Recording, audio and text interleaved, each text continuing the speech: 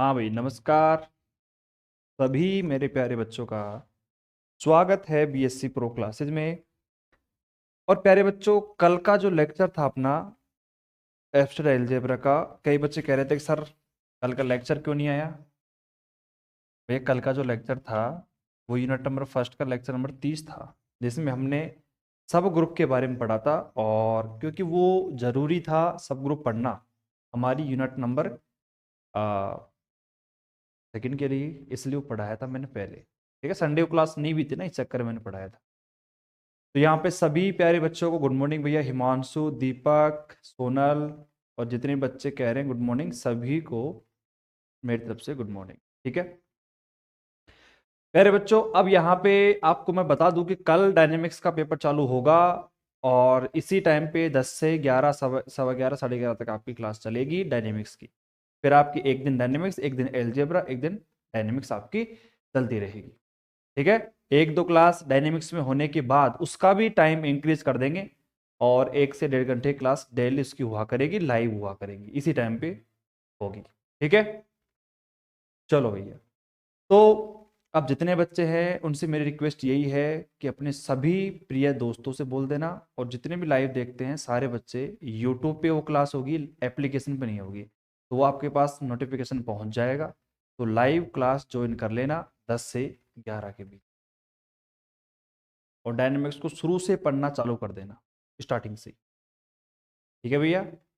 हाँ भाई, सभी को गुड मॉर्निंग। चलो, तो मेरे प्यारे बच्चों, अब इतना मैं सोच सकता हूं कि आपने यूनिट नंबर जो सेकंड है अपनी, इस यूनिट नंबर सेकंड का ये जो पार्ट है होमोमॉर्फिज्म, समाकारिता, इसमें काफी शानदार पकड़ आपने बना ली होगी।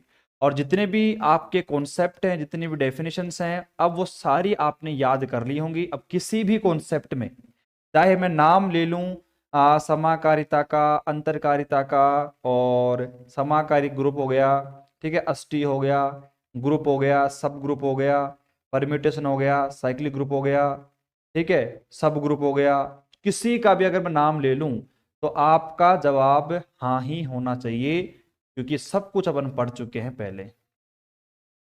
किसी भी कॉन्सेप्ट का यूज कहीं पर भी हो सकता है, इस बात का ध्यान रखना।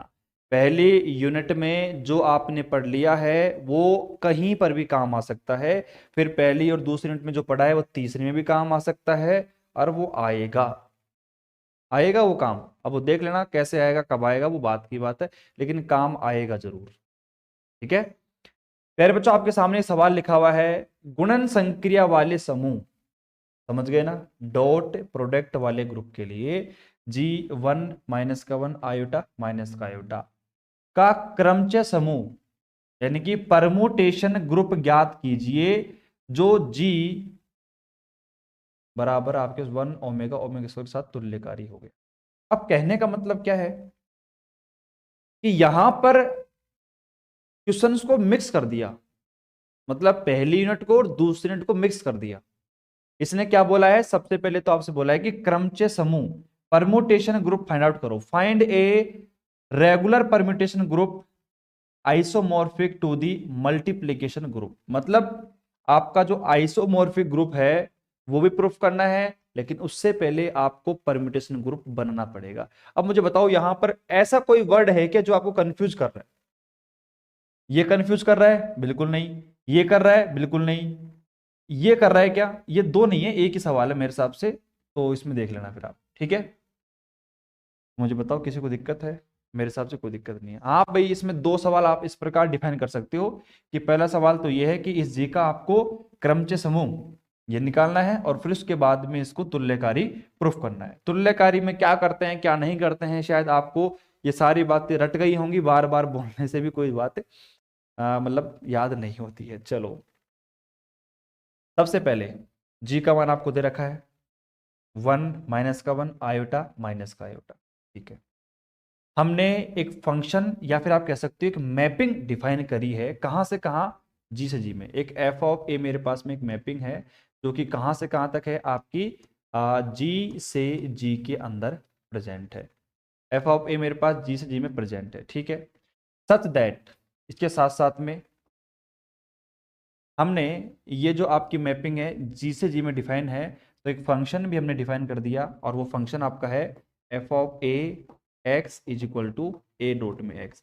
अब मुझे बताओ, ये मैंने बात लिखी है, आपके लिए नई बात है कि ये बात हम काफी बार कर चुके हैं, तो मुझे लगता नहीं है कि किसी बच्चे को दिक्कत होगी कि सर आपने ये कैसे लिख दिया और क्यों लिख दिया है। ठीक है, तो यहां तक आपका मामला सेट है। For all x belong to G तो लिखना है कंपलसरी है, इसके बिना कुछ भी नहीं होने वाला। चलो ठीक है, अब हम क्या कर रहे हैं, यहां पे सबसे पहले क्रमचय ग्रुप बना रहे हैं, परमुटेशन ग्रुप बना रहे हैं। उसके लिए हमने क्या करा, भैया मेरे पास में a बराबर 1 है, ठीक है, ये मेरे पास में क्या है f1, f1, फिर मेरे पास में ये f माइनस का 1, f आयोटा और f माइनस का 1। अब इनको निकालेंगे कैसे, हाउ कैन वी फाइंड, आओ फटाफट से निकालने का आपने सूत्र बता दिया है कि निकालने के लिए f ऑफ ए एक्स बराबर में ए एक्स मतलब a डॉट में x आपको करना पड़ेगा। तो यहां पर आप देखो a बराबर में 1 ले लिया आपने, जब a बराबर 1 ले लिया तो f1 ऊपर वाली लाइन तो सेम रहेगी, ऊपर वाली जो लाइन है वो आपकी सेम रहेगी। तो एक बात बताओ, यहां पर ऊपर कौन कौन से एलिमेंट है, 1 माइनस का 1 आयोटा माइनस का आयोटा। फिर आपने कह दिया कि यहां पर a का जो मान है वो 1 ही होगा, तो यहां पर देखो 1 1 1 और 1, उसके मल्टीप्लाई में x। अब x क्या है, यहां पे x की 4 वैल्यू पॉसिबल है, 1 माइनस का 1 आयोटा माइनस का आयोटा। तो नीचे वाली वैल्यू को कैसे निकाल रहे हैं हम, 1 डॉट में 1 1 डॉट माइनस का 1 आयोटा। अब आप देख लो भैया f1 का मान यहां पर मैंने निकाल दिया है। उसी प्रकार f माइनस का 1, a बराबर माइनस का 1 होगा तो f माइनस का 1 ये मैंने निकाल दिया है। उसके बाद a बराबर आयोटा होगा तो a बराबर आयोटा यहां पर मान रखो, आपके पास में मान आ चुका है। उसके बाद यहां पर f माइनस का आयोटा आप मान निकालोगे, आपके पास आ चुका है। केवल एक बात का ध्यान रखना कि भाई यहां पर अगर आयोटा मल्टीप्लाई आयोटा करते हो तो माइनस का 1 आएगा, ठीक है, आयोटा माइनस आगे लग जाता है तो यहां पर प्लस का बना जाता है, इस बात का ध्यान रखना। बाकी तो फिर नॉर्मल मल्टीप्लिकेशन तो बच्चा बच्चा कर सकता है, उसमें तो कोई दिक्कत वाली बात ही नहीं होगी। ठीक है, थोड़ा सा और आगे चलते हैं भैया, ये तो मामला क्लियर हो गया। ठीक है, अब सुनो, अब आपके पास देखा जाए तो एक परम्यूटेशन एक क्रमचय ग्रुप बन चुका है। मतलब पहले हमने एक मैपिंग डिफाइन करी थी, आप सभी को पता हो तो, वो है मेरे पास में एफ ऑफ ए और जी से लेकर जी में, लेकिन ये हमने किसके लिए डिफाइन करी थी, परमुटेशन ग्रुप के लिए, क्रमचय के लिए। अब क्रमचय में बना चुका हूं, तो जो क्रमचय मैंने बनाया है यानी कि F1 F माइनस का 1 एफ आई और F माइनस का आई नहीं आयोटा, वो तो समझ गया आप। तो अब ये क्या है, व्हाट इज दिस, ये आपके परमुटेशन ग्रुप के एलिमेंट है। तो हमने इनको एक साथ लिख दिया तो ये आपका क्रमचय ग्रुप बन गया, और उस परम्यूटेशन को मैंने नया नाम दे दिया, वो दे दिया जी डैश। अब आपकी जो मैपिंग हम एक नई डिफाइन करेंगे, जो एक मैपिंग बन गई फाई, और ये फाई जो मैपिंग है आपकी डिफाइन कहां से कहां तक हो रही है, जी से आपके जी डैश में। और जी डैश क्या है, जी डैश आप सभी को पता है कि मेरे पास क्रमचयों का समूह है, परम्यूटेशन ग्रुप है। तो आपको सवाल दिख गया था पहले हिसाब साहब कि मुझे यहाँ पे क्रमचय ग्रुप बनाना पड़ेगा, परम्यूटेशन ग्रुप बनाऊंगा तभी जाके मेरा काम आगे हो पाएगा, नहीं तो नहीं हो पाएगा। तो परम्यूटेशन ग्रुप मैंने यहाँ पे बना दिया है, आप खुद देख लो, मैं कुछ नहीं कह रहा हूं, बिल्कुल आपके सामने सारी बातें क्लियर है। ठीक है, उसके बाद यहां पर क्या लिखा हुआ है आप खुद देखो, सच दैट एफ ऑफ ए बराबर मतलब फाई ए बराबर एफ ऑफ ए। अतः केले प्रमेय के अनुसार हम जानते हैं कि फाई ए के की आच्छादक समाकारिता है, अतः जी ये आपका हो चुका है। अब आप खुद सोचो, यहां पर प्रूफ करने की रिक्वायरमेंट ही नहीं हुई, क्योंकि देखो आप सभी को पता है कि इस क्वेश्चन में 2 क्वेश्चन थे, इस सवाल में 2 सवाल पूछे गए थे। पहला सवाल तो ये था कि भैया आपको पहले परमुटेशन ग्रुप बनाना पड़ेगा, वो मैं बना चुका हूं। तो मेरे पास जी डैश बराबर ये वैल्यू आई है, ये आपकी परमुटेशन की आई है, लेकिन फिर उसके बाद में इस परमुटेशन को आपको तुल्यकारी, तुल्यकारी मतलब आइसोमॉर्फिक भी प्रूफ करना था। मतलब आपका 1 1 ऑन टू और आपकी होमोमॉर्फिज्म तीनों प्रॉपर्टी को प्रूफ करना पड़ता, लेकिन अकॉर्डिंग टू केले थ्योरम जो इससे ऊपर हम प्रूफ कर चुके हैं, उसके अनुसार अगर आपकी मैपिंग कुछ इस प्रकार डिफाइन है, फाई ए बराबर एफ ऑफ ए, तो हम कह सकते हैं कि उसमें 1 1 ऑन टू और होमोमॉर्फिज्म तीनों प्रॉपर्टी पहले से प्रूफ है, वो कर चुके हैं हम, और कल आपको पता है हम कर चुके हैं वो भैया। तो ये आप इस प्रकार आपका जो समाकारिता का चिन्ह है वो आप बना सकते हो। अतः आपका जो जी डैश है वो भी भैया समाकारी ग्रुप बन चुका है। बताओ भाई किसी को दिक्कत है? तो इस प्रकार आप केले थ्योरम का यूज करके इस सवाल को कर सकते हो। तो आप इससे आइडिया लगा सकते हो कि केले थ्योरम जो है वो कितनी ज्यादा इंपॉर्टेंट बन जाती है।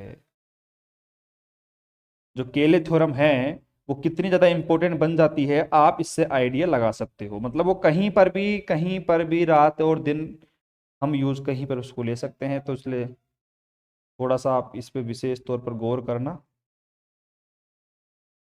ठीक है, कोई दिक्कत किसी को?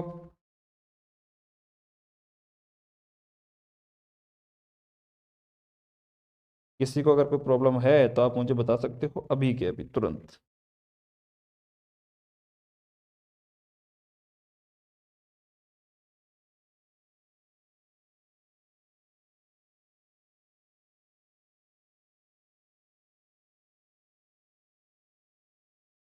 क्लियर है भैया?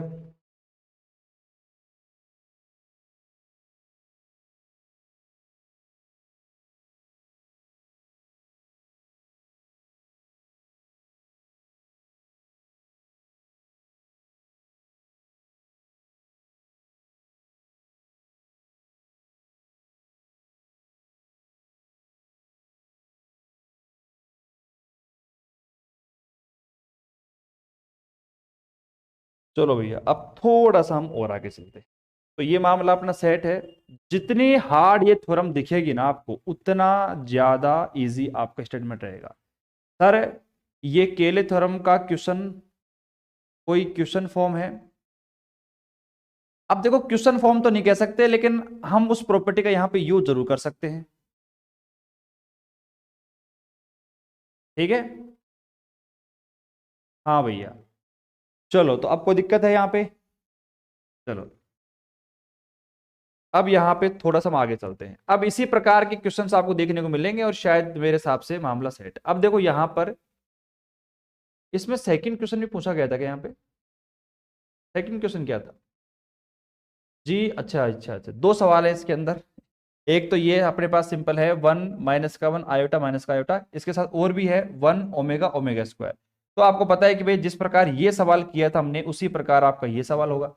मतलब यहां पर भी अपना वही सिस्टम है, लेकिन इस पूरे सवाल में केवल एक बात ध्यान रखने की है, वो है अपने पास में ओमेगा की पावर 3 बराबर 1 होती है। इस बात का ध्यान रखना। ठीक है, बाकी आप देख लो, वही आपका फंक्शन डिफाइन हो रहा है। ए बराबर 1 omega omega square F1 F W square. आप पहले परम्यूटेशन ग्रुप बनाओगे, फिर आपके पास में एक जी डैश परम्यूटेशन ग्रुप आ जाएगा, और फाइव ए जी से लेकर जी डैश में आपकी मैपिंग डिफाइन होगी। आप कह दोगे कि केले प्रमेय से आपका ये जो ये मैपिंग है, ये आपका पहले से होमोमॉर्फिज्म सॉरी आइसोमॉर्फिज्म है, यानी कि तुल्यकारी पहले से ही आपका प्रूफ हो चुका है। ठीक है ना? मतलब ये कह सकते हो आप सभी कि ये एक तरीके से ये केले प्रमेय के ही आपके एक्सपेरिमेंट के, या फिर आप कह सकते हो एप्लीकेशन है, मतलब उन्हीं के क्वेश्चन है ये। मतलब इसमें परम्यूटेशन ग्रुप है और वो प्रूफ कर रहे हैं, तो उसके अंदर भी आपको one one onto proof करने की रिक्वायरमेंट नहीं है, क्योंकि आपने कहा कि भाई जी से लेकर जी में ही आपकी मैपिंग है, तो सेम सेम ग्रुप के अंदर मैपिंग है, तो वन वन ऑन टू आपकी, मतलब आप एक तरीके देखा जाए तो प्रूफ करके बता भी सकते हो। और वो आपने केले पर में प्रूफ कर दिया है। ठीक है, करना चाहो तो सिस्टमेटिक तरीके से वो काम आप कर भी सकते हो, लेकिन करने की कोई रिक्वायरमेंट नहीं है जब आपकी मैपिंग जी से जी में, जी से लेकर जी में है।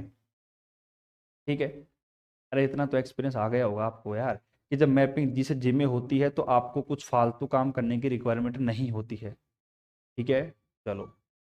तो ये क्वेश्चन आपका बिल्कुल एकदम कचरा बन चुका है। इससे इस पूरे सवाल में केवल फोकस करने वाली बात क्या थी? एक बात तो ये थी कि भैया आयोटा मल्टीप्लाई आयोटा बराबर माइनस का 1 होता है।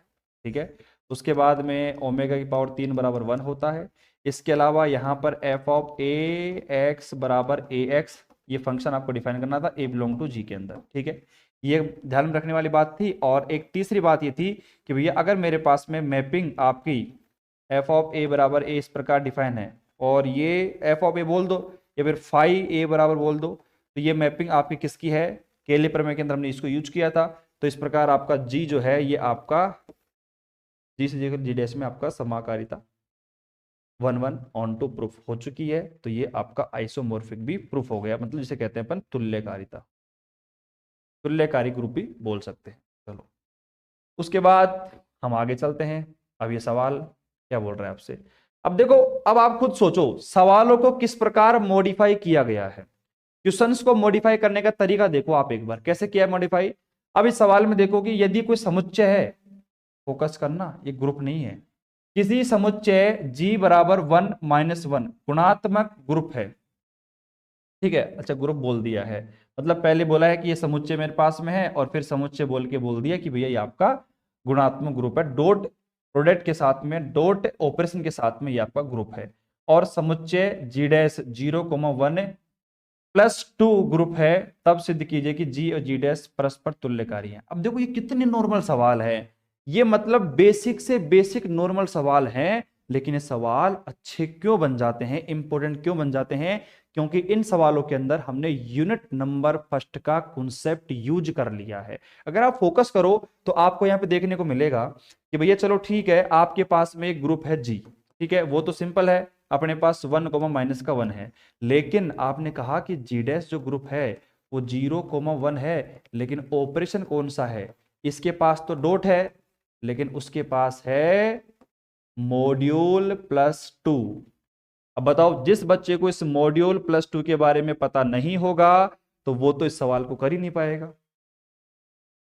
तो सवाल मॉडिफाई कैसे हुआ है, यूनिट नंबर फर्स्ट का कॉन्सेप्ट एंटर करवा दिया इसके अंदर। अब जिस बच्चे को पता है तो अच्छी बात है, मैं बताऊंगा नहीं, क्योंकि जिस बच्चे ने पढ़ रखा है उसको फायदा तो मिलना चाहिए ना यहाँ पे, ठीक है। तो ये मॉड्यूल के बारे में आप जानते होंगे शायद, प्लस मॉड्यूल और डॉट मॉड्यूल के बारे में, मॉड्यूल 5 लिख दो, मॉड्यूल 6 लिख दो, कुछ भी लिख दो, मॉड्यूल n लिख दो, उससे क्या फर्क पड़ता है। तो यहां पर ये सारे मॉड्यूल के बारे में आपको नॉलेज होगी कि किस प्रकार हम इनका मान निकालते थे। नहीं पता है, यूनिट नंबर फर्स्ट में जाइए और बेसिक सीखिए, फिर उसके बाद में हमसे मुलाकात करिए, आपके साथ जुड़ेंगे फिर हम, ठीक है। चलो, बहुत अच्छी बात है। अब थोड़ा हम आगे चलते हैं। देखो भैया, अब ये सवाल है, इसमें साफ साफ पता चल गया है कि आपको यहाँ पे G से G डैश में आपको तुल्यकारिता प्रूफ करनी है, आइसोमॉर्फिक प्रूफ करना है। इफ सेट G बराबर, ये आपको पता है, चलो ठीक है। दिए गए ग्रुप के लिए, मतलब G आपके पास 1, वो भी डॉट प्रोडक्ट के साथ में है, और G डैश मेरे पास जो है वो है आपके पास 0,1, ये है मॉड्यूल 2 के साथ में। तो यहाँ पे आपकी जो मैपिंग डिफाइन हो रही है वो है G से G डैश के अंदर। अब देखो हम यहाँ पर क्या बना रहे हैं भैया, ऑपरेशन टेबल, आपकी संक्रिया सारणी का यूज करेंगे यहाँ पे। तो संक्रिया सारणी मैंने बनाई, तो देखो यहाँ पर डॉट प्रोडक्ट है, तो यहाँ पे 1, 1, -1, फिर -1 और ये 1। आपने देखा कि मैंने ऑपरेशन टेबल बनाई, दोनों एलिमेंटों को आपस में मल्टीप्लाई करा, लेकिन उनका जो रिजल्ट है वो भी आपका उसी ग्रुप के अंदर आया है। उसी प्रकार यहाँ पर अपना मॉड्यूल +2 है, तो यहाँ पे 0, यहाँ पे 1, फिर यहाँ पे भी 1 और यहाँ पे भी 0।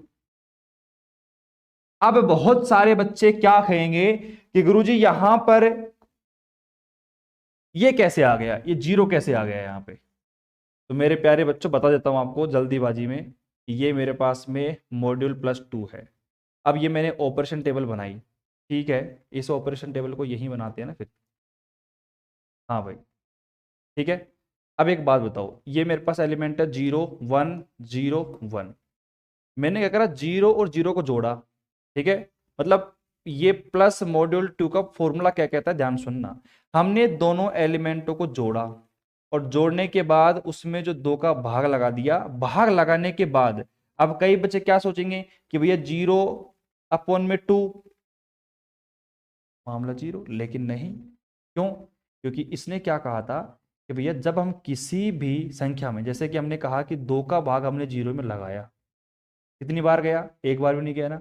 तो यहां पर शेषफल रिमाइंडर कितना बचा, शेषफल रिमाइंडर बचा अपने पास 0, और शेषफल जो रिमाइंडर बचता है यही आपका शेषफल मॉड्यूल का आंसर होता है। ये रिमाइंडर ही आपको यहाँ पे लिखना होता है। तो आपने क्या देखा कि यहाँ पर हमने देखा कि जैसे ही हमने यहाँ पर वैल्यू लिखी, ये देखो आप एक बार, भाई 0 तो 0 0 हो गया, लेकिन जैसे हमने यहाँ पे कहा कि भैया यहाँ पे 0 मॉड्यूल 2 1/2 है।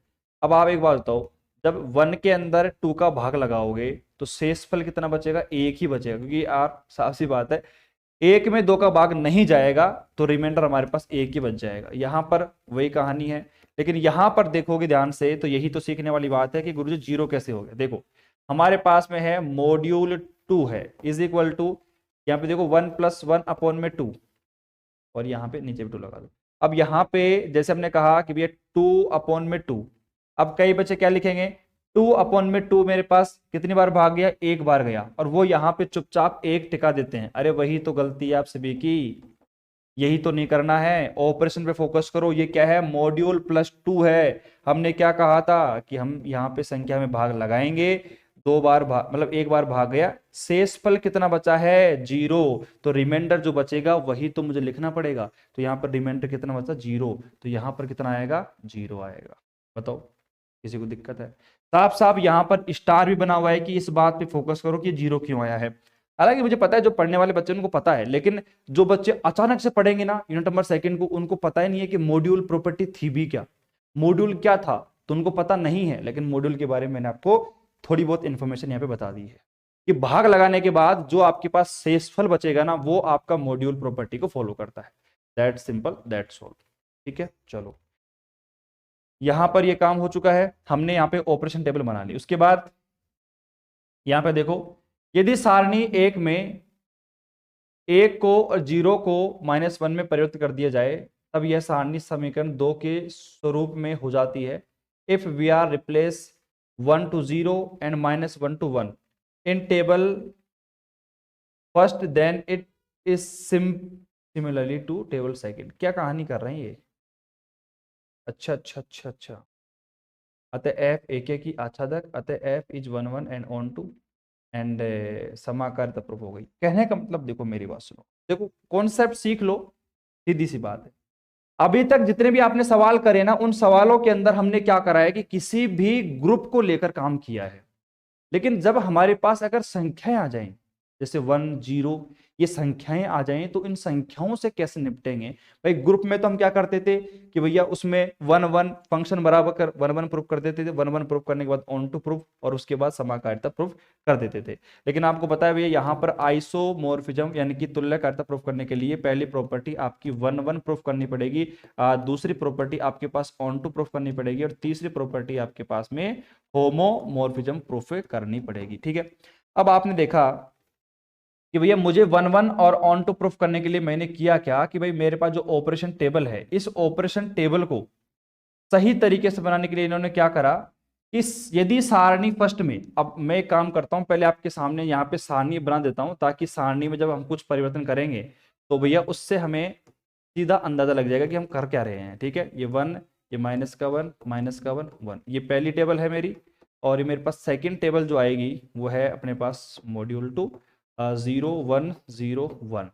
ठीक है, 0 1 1 और 0। ठीक है, ये आपके पास सेकंड टेबल है। अब ये क्या कह रहा है उस हिसाब से हम इसमें परिवर्तन करते हैं। देखो यदि सारणी फर्स्ट में 1 को 0 से, मतलब यहां पे जो सारणी फर्स्ट दिख रही है इस सारणी फर्स्ट में इस 1 को अगर मैं 0 बना दूं, 1 को 0 एवं -1 को 1 से परिवर्तित कर दिया जाए और इस -1 को अगर मैं 1 से परिवर्तित कर दिया जाए तब यह सारणी सेकंड के समरूप हो जाती है। अब आप खुद देख लो कि अगर मैं इस 1 को 0 बना दूं तो यहां पर भी 0, इस -1 को मैं 1 बना दूं तो यहां पर 1 बन जाएगा, ये माइनस का 1 तो ये भी क्या हो जाएगा मेरे पास में 1 हो जाएगा 1, और इस 1 को मैं बना दूं 0 तो ये बन जाएगा आपकी सेकंड टेबल के अनुसार। ठीक है, जैसे ही हमारे पास में दोनों टेबल बराबर हो गई, जैसे आपने कहा कि 1 डॉट में 1 बराबर में 1। ठीक है, ये आपको बताना पड़ेगा, ये यहाँ पे जो हम कर रहे हैं ना यहाँ पे इस प्रकार से ये आपको करना पड़ेगा क्योंकि हम यहाँ पर 1 1 प्रूफ कर रहे हैं, मतलब एक एलिमेंट की मैपिंग दूसरे एलिमेंट पे हो रही है तो दोनों सेम एलिमेंट होने चाहिए। 1 1 का मतलब क्या होता है कि प्रत्येक एलिमेंट की मैपिंग दूसरे वाले फंक्शन में होनी चाहिए, यही तो प्रॉपर्टी किसकी 1 1 की प्रॉपर्टी है। तो अब आपने देखा कि यहाँ पर डॉट प्रोडक्ट है, एक मेरे पास में +2 है, दोनों एलिमेंट बराबर आ रहे हैं। देखो 1 डॉट में 1 तो मेरे पास 1 आ रहा है, यहाँ पे हम 0 ले रहे हैं, यहाँ पे 1 डॉट माइनस का 1, यहाँ पे -1, यहाँ पे 1। तो हमने क्या करा है कि ये आपकी मतलब टेबल जो है फर्स्ट वाली टेबल है, ये आपके पास सेकेंड वाली टेबल है, इनमें जो एलिमेंट आ रहे हैं 1 -1 1 आ रहे हैं। ठीक है, देख रहे हो आप, और यहाँ पर जो इसमें आ रहे हैं वो भी आपके पास 1 आ रहे हैं। लेकिन हमने क्या करा है कि पर्सनली इनके ऊपर कंडीशन अप्लाई कर दी कि अगर 1 को हम 0 से रिप्लेस कर दें और -1 को 1 से रिप्लेस कर दें। ऐसा आप उल्टा भी कर सकते हो। अब आप ये कह दो कि सेकंड में जो है मामला यहाँ पे 0 है, तो इधर आप इस 1 को 0 से रिप्लेस कर दोगे, तो बात बराबर है, कैसे भी कह दो आप, ठीक है। तो यहाँ पे भी चेंज कर सकते हो आप वैसे तो, भाई यहाँ पे 0 को रिप्लेस कर दो 1 से और इस 1 को रिप्लेस कर दो -1 से, तो दोनों क्या सेम हो जाएंगी। और जैसे दोनों सेम हो जाएंगी टेबल, तो फिर आप 1 1 ऑन 2 उसमें आराम से प्रूफ कर सकते हो। अगर दोनों सेम हो चुकी हैं उसके बाद आपका 1 1 भी हो जाएगा, ऑन 2 ऑटोमेटिक हो जाएगा। और आपकी समाकारिता होमोमॉर्फिज्म को प्रूफ करने के लिए आप खुद देख सकते हो, एफ एक्स डॉट में वाई बराबर F of X plus 2 F of Y, मेरे पास समाकारिता प्रूफ हो चुकी है। फोकस करना यहाँ पे, यहाँ पर देखो डॉट का भी यूज हुआ है और +2 का भी यूज हुआ है। अधिकतर बच्चे क्या है कि अला समाकारिता तो करनी है, F X dot Y F of X dot F of Y लिख देंगे, लेकिन एफ ऑफ एक्स डॉट नहीं लिखना वहां पे, आपको दोनों ऑपरेशंस का यहाँ पे यूज करना। सवाल ठीक ठाक कह सकते हैं अपन, ठीक है। इसमें थोड़ी सी याद रखने वाली बात यह है कि आपको ये वाली बात थोड़ी ध्यान में रखनी पड़ेगी कि आपको यहाँ पर एलिमेंटों को चेंज करके दोनों को समान करना पड़ेगा। समान नहीं करोगे तो 1 1 वाली प्रॉपर्टी कभी भी प्रूफ नहीं होगी, ठीक है भाई। यहां पे सोनल मीना कह रही है कि सर मैपिंग जी से जी में होगी, नहीं, मैपिंग जी से जी में नहीं होगी, ठीक है। हालांकि आप सही कह रहे हो, लेकिन मैं उस बात को थोड़ा सा पुख्ता कर देता हूं। जैसे कि अभी प्रेजेंट में देखा जाए तो आपकी एक ग्रुप जी मान लो और ये मैपिंग जी डैश में डिफाइन हो रही है, लेकिन मुझे क्या करना है भैया, 1 1 प्रूफ करने के लिए और ऑन टू प्रूफ करने के लिए हमें इस जी डैश में कुछ परिवर्तन करना पड़ेगा, या फिर आप कह सकते हो इस जी में कुछ परिवर्तन करना पड़ेगा। तो जैसे मैंने कुछ परिवर्तन करा तो आपकी जो मैपिंग हो गई एक तरीके से ये मैपिंग हो गई। लेकिन आप सभी को पता ही है और मुझे पता है कि जो आपकी तुल्यकारिता है वो कभी भी सेम ग्रुप में मैपिंग नहीं होती है, मतलब जी से जी के अंदर मैप कभी भी नहीं होती है तुल्यकारिता, आप कह सकते हो अपनी आइसोमॉर्फिज्म, ठीक है। तो भैया सबसे पहले तो आपका जो मैपिंग था वो जी से जी डैश में ही था, ठीक है। तो हमने कह दिया भाई जी से जी डैश में है तो आपकी तुल्यकारिता लग सकती है, लेकिन उसके बाद उस तुल्यकारिता को प्रूफ करने के लिए मैंने इस ग्रुप में कुछ परिवर्तन कर दिया, उसके बाद आपका 1 1 ऑन 2 इस प्रकार की मैपिंग आपकी डिफाइन होगी लगभग देखा जाए तो, क्योंकि दोनों ग्रुप लगभग सेम ही हो गए, उनकी जो ऑपरेशन टेबल है वो आपकी लगभग सेम हो गई है। लेकिन ऑफिशियल जो मैपिंग है वो आपकी ये है, ये नहीं है, वो तो आपको पता चल ही गया है, इसके बारे में तो शायद कोई दिक्कत वाली बात है नहीं वैसे। उसके बाद जो फॉर्मेलिटी होती है वो फॉर्मेलिटी आप लिख देना, तीनों प्रॉपर्टी प्रूफ हो चुकी है, अतः एफ मेरे पास समाकारिता है, अतः आप कह सकते हो कि आपका जो जी और जी डैश है वो एक दूसरे के हैं भैया तुल्यकारी ग्रुप है, आइसोमोर्फिक ग्रुप कह सकते हो आप, ठीक है। चलो सवालों में सीखने का कुछ भी नहीं है, पुरानी चीजें याद होनी चाहिए बस। अब देखो ये क्वेश्चन आपके सामने आया है, ठीक है। अब देखो ये क्वेश्चन केवल और केवल आपके बेसिक नॉलेज को बढ़ाने के लिए है, ओनली फॉर, बाकी साफ साफ लिखा हुआ है कि ये एग्जाम में 90% नहीं आएगा, नहीं आएगा, क्योंकि साफ सी बात है इतने लाजवाब सवाल हम कर चुके हैं, उन सवालों को देने की बजाय ये सवाल क्यों एग्जाम में आएगा, क्योंकि इसमें फालतू की माथापची है। लेकिन एक थोड़ा सा भाई एक बात तो, मैथ क्यों पढ़ते हैं अपन, मैथमेटिक्स सब्जेक्ट इसलिए पढ़ते हैं ताकि हमारा जो दिमाग है वो डेवलप हो, क्योंकि जब मैथमेटिक्स पढ़ते हैं ना, मैथमेटिक्स हो गई, फिजिक्स हो गई और केमिस्ट्री भी हो गई, जब ये पढ़ते हैं ना अपन तो अपने न्यूरॉन्स, अपनी तंत्रिका कोशिका जो कि इंफॉर्मेशन को संचित करती है वो थोड़ी ज्यादा एक्टिव हो जाती हैं, और अपने अपने शरीर के जो न्यूरॉन्स हैं वो एक्टिव होके फोकस करते हैं किस चीज के ऊपर, तो हमारे माइंड में क्या है एक डेवलपमेंट होती है, और जैसे आप किसी चीज को सीखते हो वो अपने दिमाग में स्टोर होती है, और उसके लिए आपने अपने दिमाग की स्टोरेज को बढ़ाया है। भाई आप सीखोगे तो अपने स्टोरेज को बढ़ाओगे, तो भाई मैथमेटिक्स होती किस लिए है, अपने दिमाग को बढ़ाने के लिए। तो बस वही काम कर रहे हैं हम, कुछ सवाल और कर रहे हैं ताकि हमारा दिमाग थोड़ा और डेवलप हो जाए। तो देखो ये सवाल आपके सामने लिखा हुआ है, सेम डिट्टो कॉपी पेस्ट सवाल है जो हमने पीछे किया है। अब उसमें क्या सिस्टम था, इसमें क्या सिस्टम है भाई, यहां पर आपको जी दिया गया है और इस जी का मान कितना है भैया, इस जी का मान है आपके पास 0 1 2 और 3, आई एम राइट। उसके बाद ये मेरे पास में क्या है, जी डैश है, और जी डैश क्या है मेरे पास में 1,2,3,4 मेरे पास में है। ठीक है, एक मेरे पास जी है, एक मेरे जी डैश है, लेकिन फोकस करना कि जी के अंदर जो ऑपरेशन है वो है आपके पास में मॉड्यूल 4। ठीक है, और जो आपके पास जी डैश के पास में जो आपके पास ग्रुप है वो कौन सा है, और उस ग्रुप में आपको ऑपरेशन मिल रहा है क्रॉस 5, मतलब डॉट 5 बोल दो, क्रॉस 5 बोल दो, बात बराबर है। कंफ्यूज मत होना इनसे। तो साफ सी बात है, अब वो सवाल जो हमने पीछे किया था उसी का बड़ा भाई आप इसको कह सकते हो। भाई जी और जीडीएस की संक्रिया सारणी निम्न प्रकार हम बना सकते हैं। तो संक्रिया सारणी कैसे बन रही है वो तो देखो मुझे बताने की कोई रिक्वायरमेंट होगी नहीं, ये संक्रिया सारणी आपने बनानी, ये गलत है मेरे हिसाब से, इसको यहां बना लेना। ठीक है, तो आपने देखा कि संक्रिया सारणी बनाने के बाद जो भी मेरे पास ग्रुप दे रखा है उसी ग्रुप के अंदर आपके एलिमेंट प्रेजेंट होंगे, जैसे यहाँ के A0 1 2 3 के अलावा कोई सब एलिमेंट आपको देखने को नहीं मिलेगा। ये तो ग्रुप की प्रॉपर्टी है, आप सब जानते हो।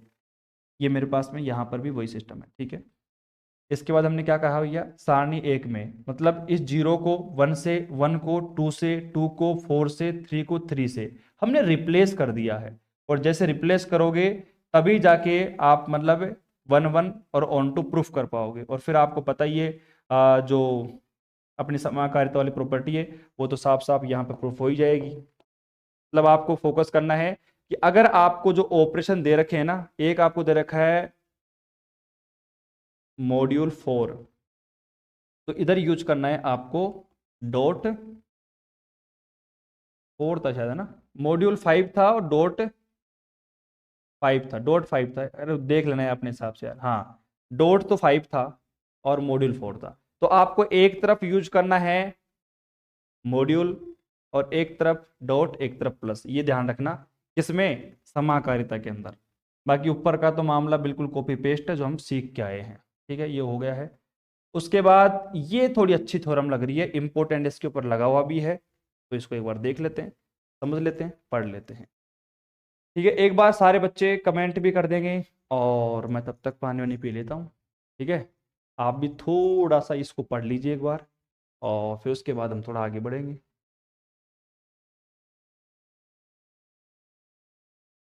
हाँ भाई, इसको पढ़ लो, मैं आता हूँ तब तक।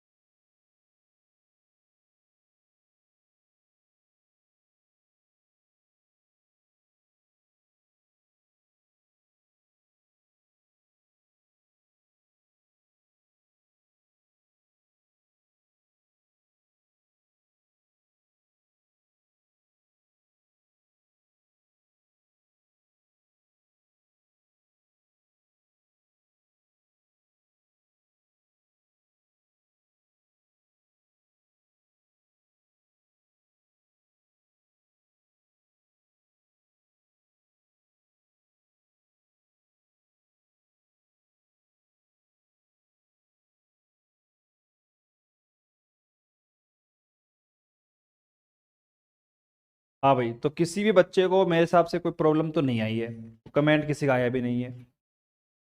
देखो एक बात बताऊँ आपको मैं, सही बात, सीधी सी बात ये है कि अब जिस बच्चे ने पूरा बेसिक पढ़ लिया है ना, तो अब इस पूरी यूनिट में कोई सी भी थ्योरम ले आओ आप, कोई सी भी, उस थ्योरम को वो बच्चा इजीली बिना समझा ही समझ सकता है। ये मेरी गारंटी है, ये मेरी गारंटी है, गारंटी 101%। जो बच्चा बेसिक सीख चुका है ना, अब उसको कुछ भी बताने की आवश्यकता नहीं है। जैसे जो बच्चे लगातार लाइव क्लास ले रहे हैं ना, अब वो बच्चे ये मान के चलो कि केवल फोकस वहां पे करते हैं कि नई चीज क्या है यहाँ पे, सीखने की अगर कोई बात होगी तो उसको सीखेंगे। बाकी मेरे हिसाब से कुछ भी यहाँ पे ध्यान देने वाली बात नहीं है। अब देखो ये मेरे पास क्वेश्चन आया है, क्वेश्चन को पढ़ते हैं अपन आराम से। सिद्ध कीजिए कि प्रत्येक असीमित चक्रीय ग्रुप, तो देखो सबसे पहला तो जो मेरा वर्ड एक सीखने का है वो है मेरे पास में असीमित ग्रुप। एक तो होता है फाइनाइट, ठीक है, और इसको बोलेंगे अपन इनफिनाइट।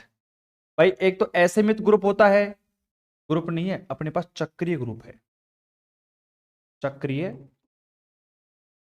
ग्रुप। एक तो मेरे पास में होता है असीमित चक्रीय ग्रुप, जिसे अपन बोलते हैं infinite cyclic group. Infinite cyclic group के बारे में आपको पहले ही नॉलेज हो चुकी है जब आपने साइक्लिक ग्रुप पढ़ा था, ठीक है।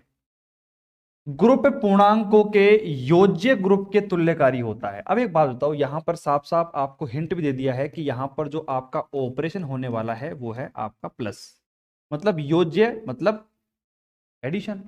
Prove that infinite cyclic group is isomorphic to the additive group of integers. अब यहां पर समझने की बात बताऊं क्या है, समझने की बात यहां पे कि सर इस थ्योरम का आंसर हम कैसे शुरू करेंगे, कैसे स्टार्ट करेंगे, वही सीखने की बात है। लेकिन जो उस थ्योरम में हम काम में लेने वाली चीजें हैं वो सब कुछ हमें आती है पूरी।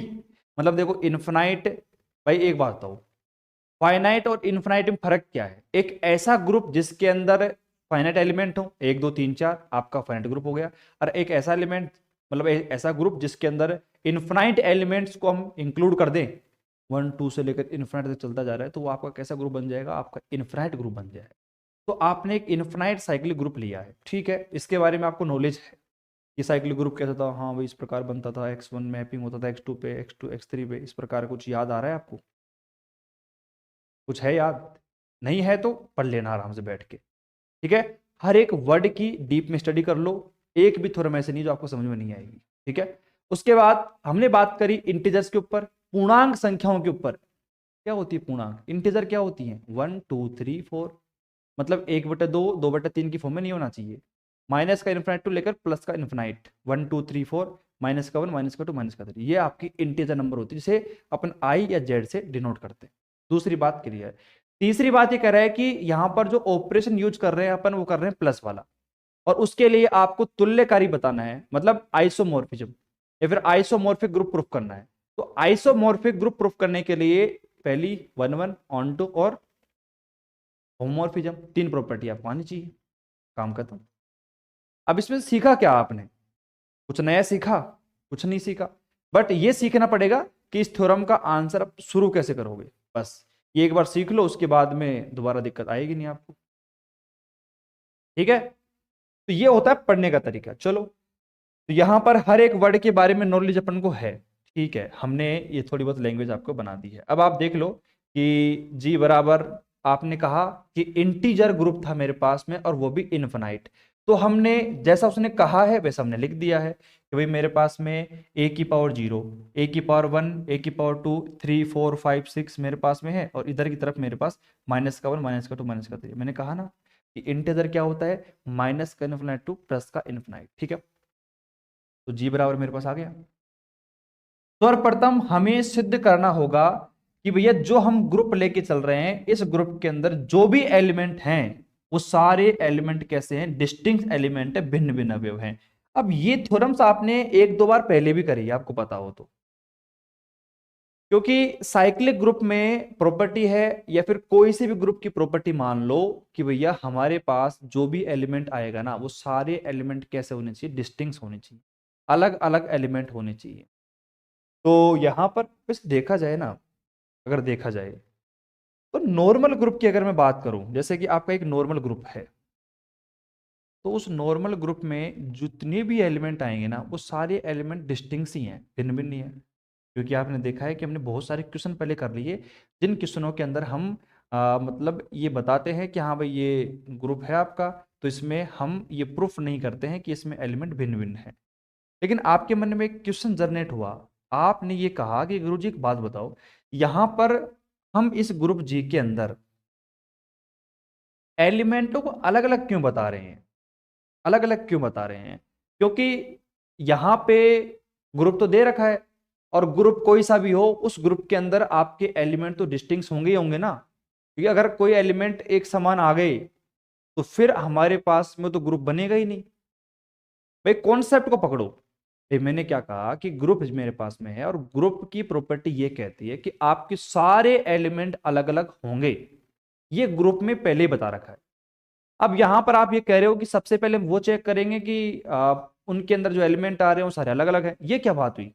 आप पहले बात कर रहे हो कि सब अलग अलग है, फिर बाद में उसको प्रूव भी कर रहे हो, तो ये तो गलत बात हो गई। देखो, अब ये जो पॉसिबिलिटी है ना ग्रुप वाली, ये लगभग 99% सही होती है जब आपके फाइनाइट ग्रुप होते हैं ना। जैसे कि मेरे पास में 1 2 3 4 5 10 एलिमेंट हैं, तो 10 एलिमेंट वाले ग्रुप के अंदर ये प्रॉपर्टी सही होती है, कोई दिक्कत नहीं है।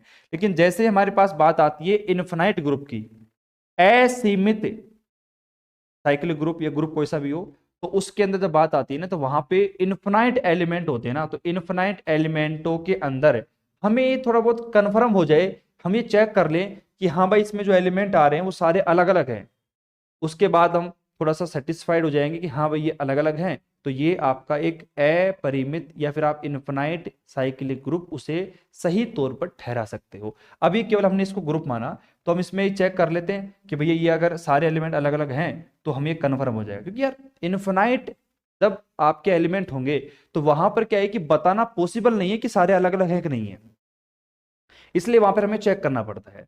अब यही आपसे कोई पूछ ले कोई भी सवाल, ये मैडम पूछ ले, सर पूछ ले, हालांकि सवाल तो बहुत सारे होते हैं, लेकिन फिर भी सपोज करो यही क्वेश्चन कोई पूछ ले, कोई आपसे, कोई आपका दोस्त पूछ ले, तो आप उसको शानदार जवाब दे सकते हो कि भैया हम इनफिनाइट ग्रुप्स में इसलिए चेक करते हैं क्योंकि वहां पर हमें कंफ्यूजन होता है कि सारे अलग अलग होंगे नहीं होंगे, तो इसलिए हमें चेक करना पड़ता है। चेक कर लेते हैं, आ जाओ।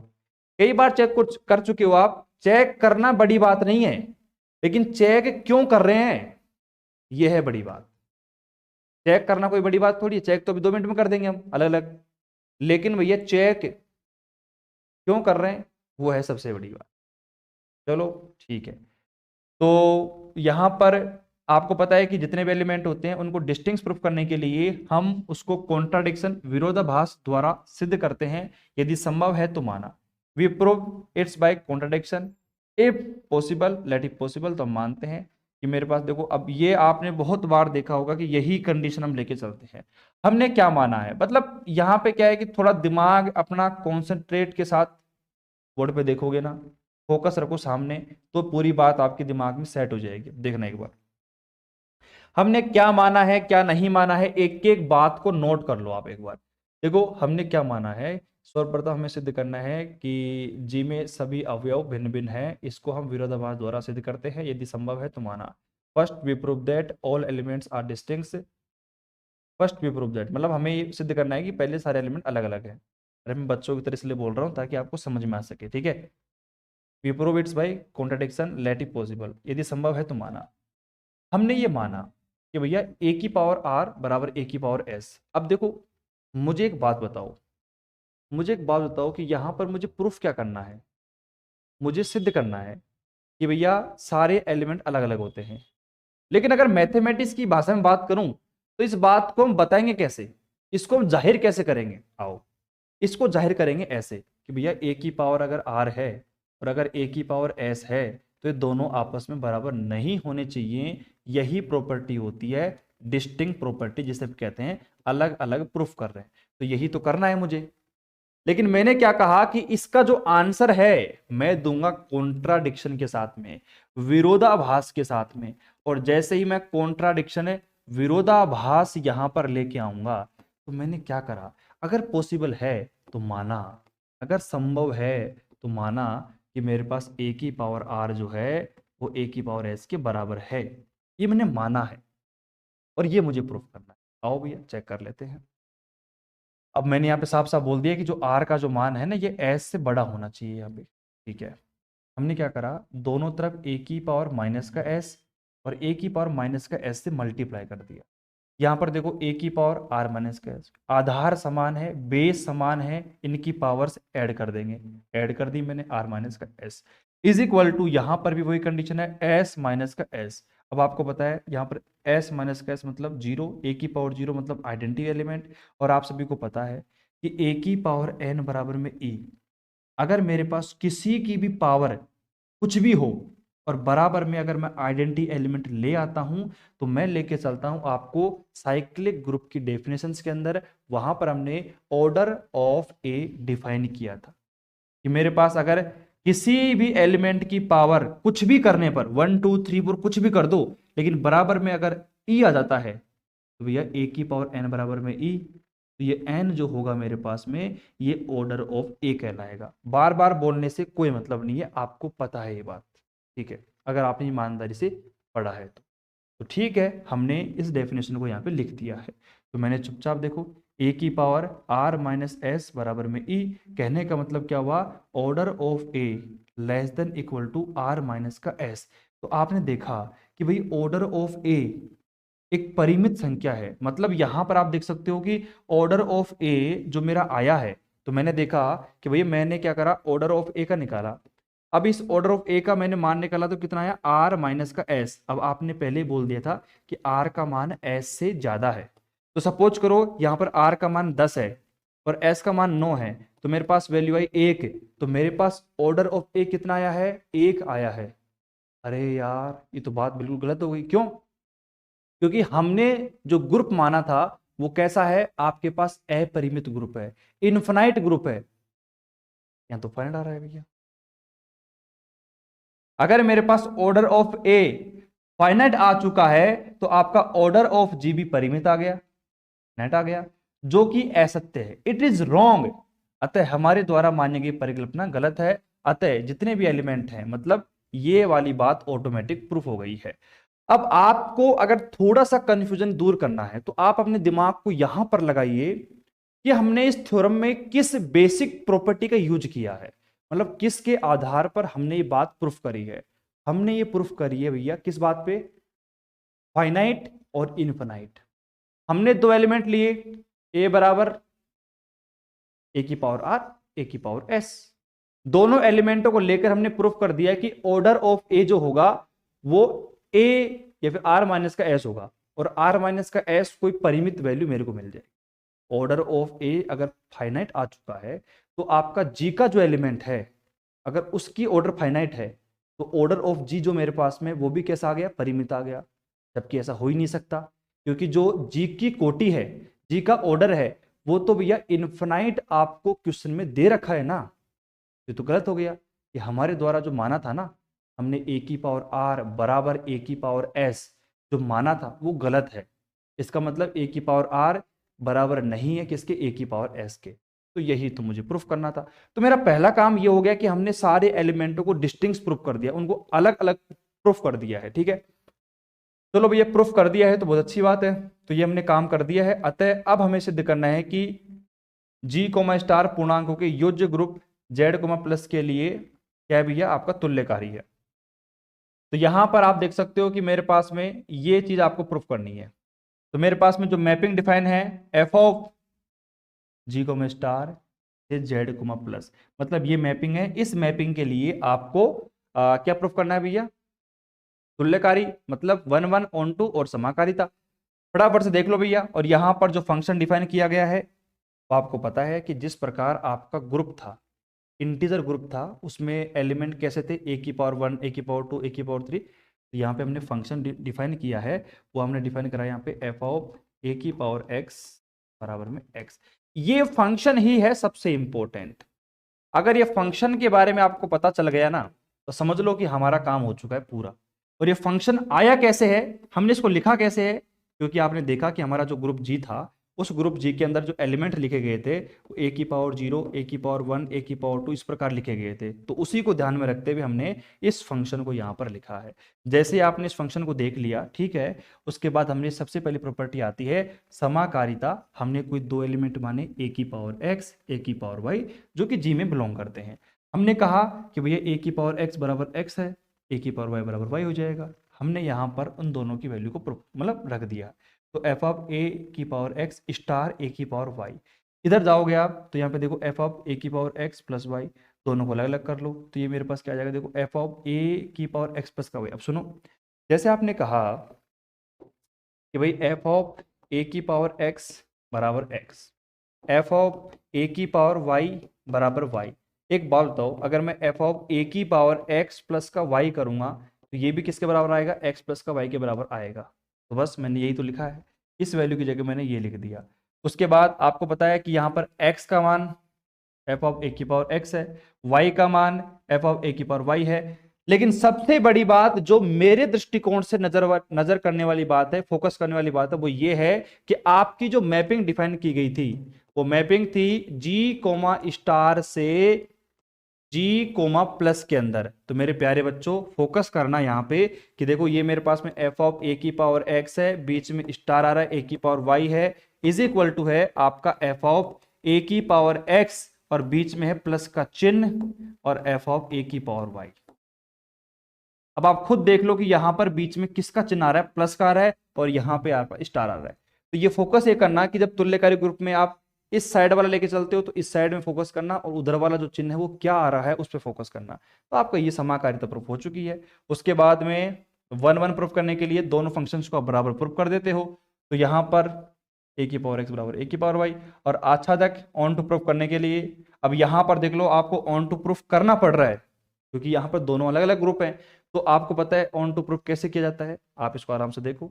हमने कहा कि x कोई एलिमेंट है जो z में बिलोंग करता है, ए की power x belong to z, f of a की पावर x बराबर x हमने यहाँ पे कर दिया ऑन टू हो गया। ठीक है, ये आपके पास में अच्छा तक हो गया, 1 1 ऑन टू प्रूफ हो चुका है आपका। तो आपने देखो 1 1 ऑन टू और होमोमोर्फिज्म, ये तीनों प्रॉपर्टी प्रूफ कर दी है। अब इस पूरे सवाल में सीखने वाली बात क्या थी, पहली बात तो ये थी कि भैया अगर मेरे पास में कोई इनफिनाइट ग्रुप अगर मेरे पास में कोई आ जाता है तो इनफिनाइट ग्रुप के अंदर हम पहले सभी एलिमेंटों को अलग अलग प्रूफ करते हैं। कैसे करते हैं, कॉन्ट्राडिक्शन के साथ करते हैं। चलो ठीक है।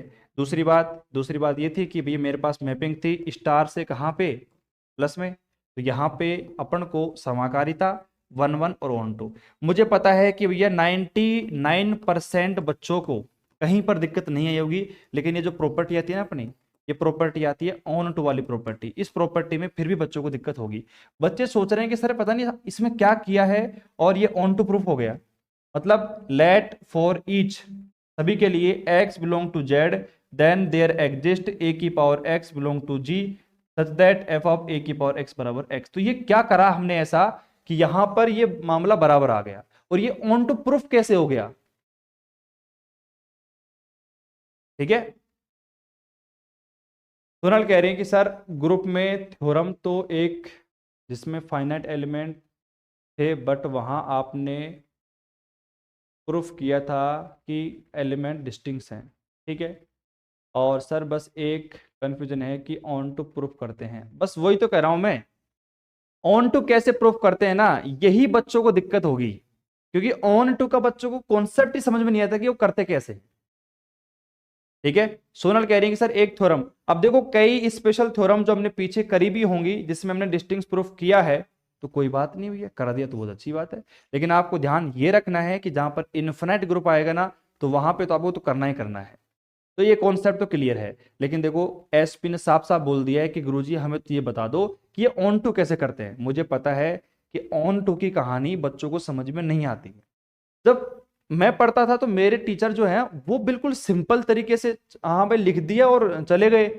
अब बाकी बच्चों को तो पता नहीं समझ में आ गया हो या नहीं आया हो, लेकिन मेरे तो भैया समझ में नहीं आता था। मैं तो यही सोचता था कि यार ये क्या चक्कर सर ने कर दिया यार, ये बराबर हो गया, मैं तो कुछ समझ में नहीं आया, मेरे तो क्या करना है क्या नहीं करना है कि नहीं है, तो मेरे तो कुछ समझ में नहीं आया। अब एक बात बताओ, एक बात ध्यान देना, इस ये जो यहाँ पे लिखी हुई है ना बातें, देखो एक बात बताओ यहाँ पर इस ऑन टू में क्या क्या बातें लिखी हुई है। यहाँ पर पहली बात जो लिखी हुई है ना, फोकस करना, पहली बात लिखी हुई है एक्स बिलोंग टू जेड, पहली बात लिखी हुई है। दूसरी बात यहाँ पे लिखी हुई है एफ ऑफ ए की पावर एक्स बराबर में एक्स, यही बात लिखी हुई है ना। इन दोनों बातों को लिखने के बाद हम कह रहे हैं कि हमारा एफ इज ऑन टू। ठीक है, और हमारे पास में ये जी, ये तो खैर चलो छोड़ो, ये तो बात की बात है। ठीक है, मतलब हमने ये दो बात लिखी है ओनली, ये दो बात लिखने के बाद ही हमारा काम हो चुका है, यही तो बात है ना। अब सुनना मेरी बात कान खोल, हमने ऐसा क्यों किया है। देखो मैं आपको थोड़ा सा बताने की कोशिश करूंगा कि जब हमने ऑन टू प्रॉपर्टी मैंने आपको बताई थी तो आपने ये याद भी कर लिया होगा कि अगर मेरे पास में ये एक है और ये मेरे पास दूसरा है तो हम क्या करते हैं भैया, ये फंक्शन आपके पास डिफाइन है। अगर मेरे पास में ये एफ ऑफ ए यहाँ पे है तो ये मेरे पास बी एलिमेंट है, ये हमारे पास में जी कोमा स्टार है और ये मेरे पास में जी डैश कोमा ओ है, सबको पता है ना। तो हम क्या करते थे कि भैया ऑन टू प्रूफ करने के लिए मुझे एफ ऑफ ए बराबर में बी मुझे प्रूफ करना पड़ेगा, यही तो प्रूफ करना पड़ता मुझे भाई, यही तो करना पड़ेगा मुझे, बात ठीक है। और यहाँ पे एफ ऑफ ए जो है वो जी कोमा स्टार में बिलोंग करता है और जी डैश कोमा ओ के अंदर आपका बी बिलोंग करता है। तो हमने क्या करा भैया, एक बात बताओ, यहां पर इस क्वेश्चन की मैं बात करता हूं तो यहां पर हमारे पास में ग्रुप कौन सा है, एक मेरा जो ग्रुप है ये है जी कोमा स्टार वाला और जो दूसरा ग्रुप मेरे पास में है ये ग्रुप है आपका जेड कोमा प्लस वाला। अब बताओ हमने क्या करा कि हमने एक एक्स एलिमेंट माना जो कि कहां बिलोंग करता है आपका इस जेड के अंदर बिलोंग करता है, ठीक है। अब हमने क्या करा भैया, हमने सिंपल और सिंपल इस फंक्शन में मान रखा हमने।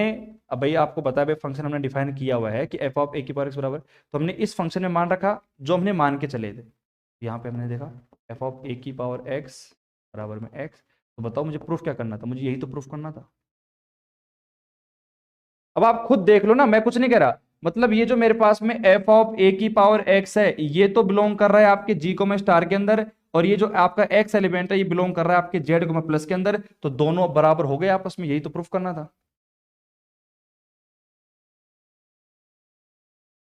सर पिछले क्वेश्चन में जी जी टू जी डैश से था तो प्रूफ नहीं किया ऑन टू। अरे यार वही बात है यार, समझ नहीं आई आपकी बात। कोई बात नहीं, मैं थोड़ा समझा देता हूँ, क्लियरिफिकेशन कर देता हूँ आपका, ठीक है। भाई ये बताओ ये जो प्रॉपर्टी है ये आपके दिमाग में बैठी कि नहीं बैठी, मुझे पता है कि जी और जी डैश वाली प्रॉपर्टी और ऑन टू वाली प्रॉपर्टी आपके दिमाग में कम बैठती है, लेकिन मैं एक ही लाइन बोलूंगा अभी, उस लाइन से आपका दिमाग एकदम ओपन हो जाएगा, एकदम खुल जाएगा भैया, ये मेरी गारंटी है। क्या है, मेरी गारंटी, गारंटी, ठीक है। अब मेरी बात को कान खोलकर सुन रहे हो क्या, मेरी बात को कान खोलकर बताऊं। ये बात तो क्लियर है मेरे हिसाब से कि मतलब आपको एफ ऑफ ए बराबर एफ ऑफ बी तो करना था। अब आपने देखा दोनों डायग्राम को देखो, क्या करा है क्या नहीं किया है, सब कुछ समझ में आ गया आपके, मेरे हिसाब से कोई दिक्कत नहीं है। जिस बच्चे को ये डायग्राम समझ में आ गया ना उसको onto property automatic proof हो गई। दो लाइन की प्रॉपर्टी है, मात्र दो लाइन की, ठीक है। अब एसपी का सवाल क्या है, वो कह रहा है कि गुरुजी एक बात बताओ, हमने जितने भी सवाल अभी पीछे करे हैं उन सभी सवालों के अंदर हमने क्या देखा है कि कभी तो आपने देखो आपने क्या कहा कि गुरुजी कभी कभार जी से जी डैश में कोई प्रॉपर्टी होती है लेकिन वहां पर आप ऑन टू प्रूफ नहीं करते हो, और कभी कभार आप जी से जी डैश में ऑन टू प्रूफ कर देते हो। तो ये क्या कहानी है, हमें कैसे पता चलेगा कि कहां मुझे ऑन टू प्रूफ करनी है और कहां नहीं करनी है, यही आपका सवाल है। देखो मेरे प्यारे लाडले बच्चों, जहां पर आप जी से जी डैश में ऑन टू प्रूफ नहीं करते हो ना वहां पे फोकस करना, थोड़ा देखना, थोड़ा देखना पीछे की तरफ कि हमने वो जो परम्यूटेशन ग्रुप बनाया है, मतलब आपने पहले उस ग्रुप का नाम दिया था जी, ठीक है, और उस जी ग्रुप से आपने क्या बना दिया, एक परम्यूटेशन ग्रुप बनाया था, ठीक है, एक नया ग्रुप बनाया जिसे आपने जी डैश नाम दिया। फिर आपने उस फंक्शन को क्या नाम, उस मैपिंग को क्या नाम दे दिया, उस मैपिंग को नाम दे दिया फाइव जी से लेकर जी डैश में। कहने का मतलब क्या हुआ कि इस जी से ही तो आपका वो परम्यूटेशन ग्रुप बना था। दो तीन सवाल हैं वो जिनमें आपको कंफ्यूजन होगा, तो आपने देखा कि जी से लेकर जीडीएस में मैपिंग डिफाइन की है, क्यों की है, क्योंकि तुल्यकारी प्रॉपर्टी को अप्लाई करने के लिए। लेकिन अगर आंतरिक रूप से देखा जाए, अगर अंदर की रूप से देखा जाए तो ये मैपिंग आपकी जी से जीडीएस नहीं है, ये आपकी जी से जी के अंदर ही है। अगर जी से जी के अंदर ही है, अगर ये मैपिंग सेम ही है तो वहां पर वन वन अगर प्रूफ कर दिया ना मैंने तो वहां पे ऑन टू ऑटोमेटिक प्रूफ हो जाएगा। मतलब पहली बात तो यह है कि भैया जी आपको दे रखा था, आपने जी डैश ग्रुप बनाया, मतलब परम्यूटेशन वाला ग्रुप बना लिया, तो भैया जी और जी डैश इसलिए बनाए क्योंकि आपकी तुल्यकारी प्रॉपर्टी को अप्लाई वहां पर करना पड़ेगा। लेकिन जब ठीक है बाहर से हमने देख लिया कि हाँ भाई प्रॉपर्टी लग गई है, लेकिन जब हम ऑन टू पे पहुंचे, वन वन पहुंचे, वन वन प्रूफ करने के बाद ऑन टू प्रूफ करने की रिक्वायरमेंट नहीं है, क्योंकि अंदर से देखा जाए तो ये जो मैपिंग आपकी है ये बाहर से देखने में तो जी से जी डैश में है, लेकिन ये अंदर से जी से जी के अंदर ही है। अगर ये दोनों सेम ही है तो वहां पे ऑन टू प्रूफ नहीं होगा। और एक होता है कि प्रॉपर प्रॉपर जो मैपिंग है आपकी वो जी से जी डैश में ही है, तो वहां पर आपको ऑन टू प्रूफ करना पड़ेगा।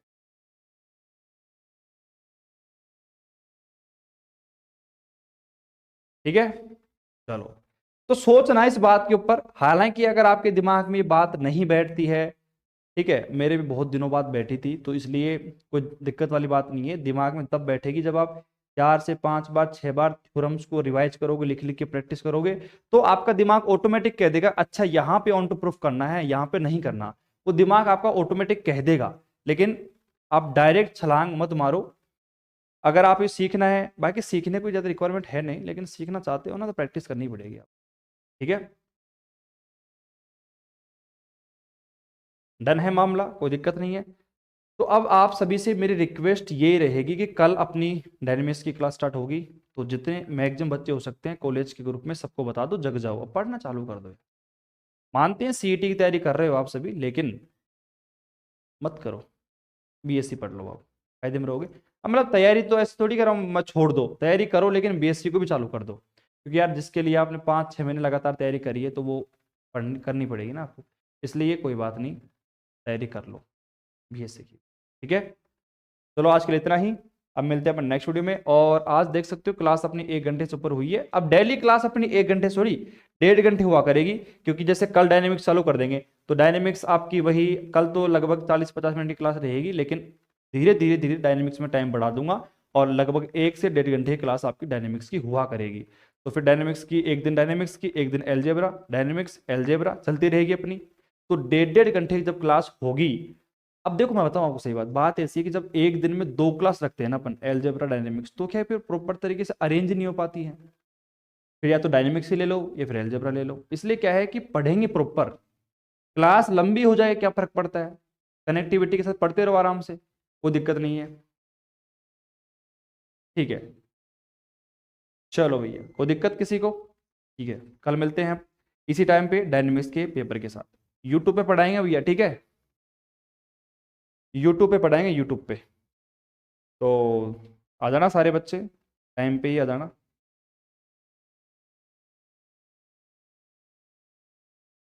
चलो।